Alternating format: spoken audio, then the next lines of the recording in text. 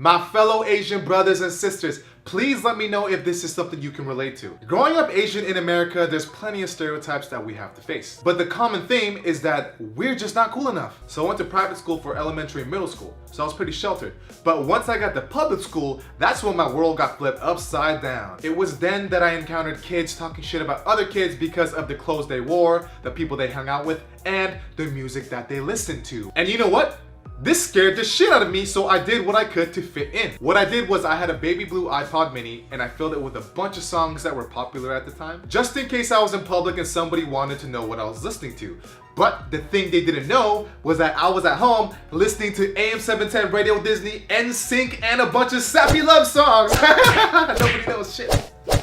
So one day I was in the wrestling room with this guy named Justin, and my backpack was open and he saw that I had an iPod. So he asked if he could see it. Now, it was at that very moment that I felt the fear of God and I had chills go down my spine and I was gonna shit myself. Because up until that point, nobody asked me if they could see my iPod. So I'm freaking out and I'm trying not to sweat and look like I'm nervous, and I dig into my backpack, get my iPod, and hand it to him. He grabs it, he puts on the headphones, he starts cycling through the songs, and I'm off to the side just like looking over trying to see if he's approving or not.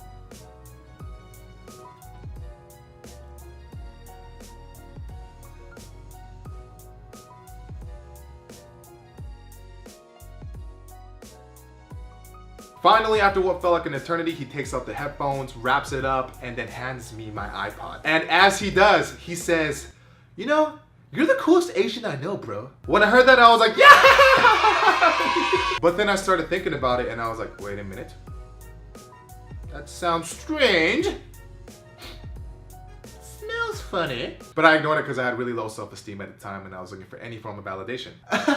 And it wasn't until recently that I revisited this memory and really thought about it. What he said at that moment was a backhanded ass compliment. So you're telling me that I'm not cool enough to be the coolest person you know, but I have just enough cool underneath my fucking belt to be the coolest Asian you know? What the f-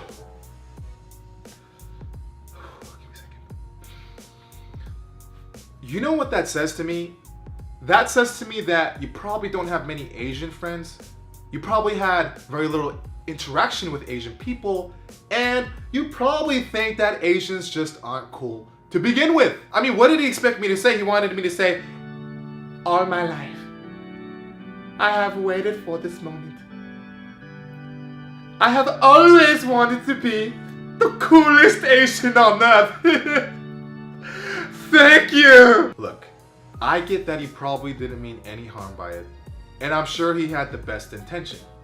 But what he said had so much more weight behind it than he knows. And all I'm saying is that we just need to think a little bit more before we speak. And the things that we say can really affect people in ways that we don't mean to. So, let's be mindful, shall we?